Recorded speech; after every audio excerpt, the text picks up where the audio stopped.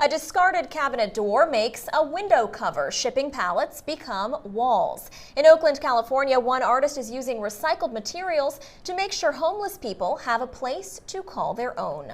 Greg Klein builds small enclosures that serve as portable homes for the homeless, providing protection from the outside world.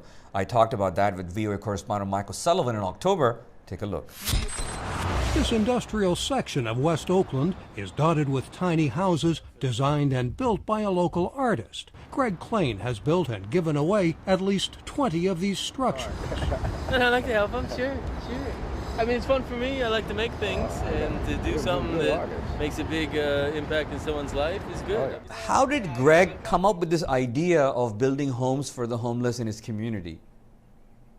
Well, you know, in about 2005, Greg moved into this area of West Oakland, which is an industrial area. It's the port area. It's the area where the writer Jack London lived and worked in a cannery area 100 years ago.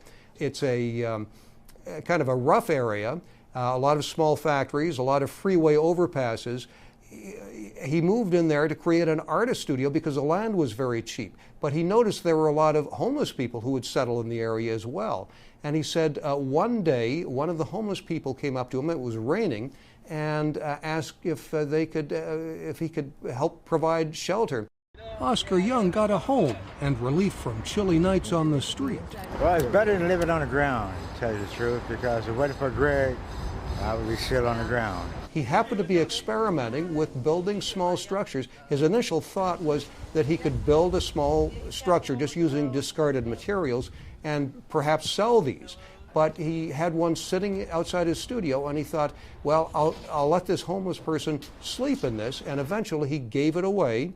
And then he started building one after another. And he's built something like 20 of these structures so far. They are on wheels. They're theoretically portable, although people generally try to find a place, set them up, and basically you just move in. Some on the streets once had houses of their own, but Sheila Williams has learned to live with less. I had it all just like two people do out there. But now look at me now. I'm living in one of Greg's houses, and I'm thankful to that man. So this is a place that they can lock up, they can keep things safe, they can be secure themselves at night, and they can be sheltered from the elements when the weather gets bad. And it really makes all the difference. It just gives them a sense of belonging and a sense that they have a place to call home. One of the interesting things in your piece, in this particular piece, was how Greg is providing power supply to these homes.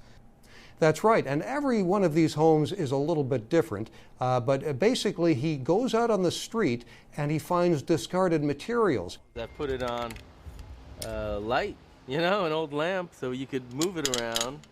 You can keep it optimum just to the sun. Empty coffee bags become shingles, and a washing machine door and refrigerator shelf become windows.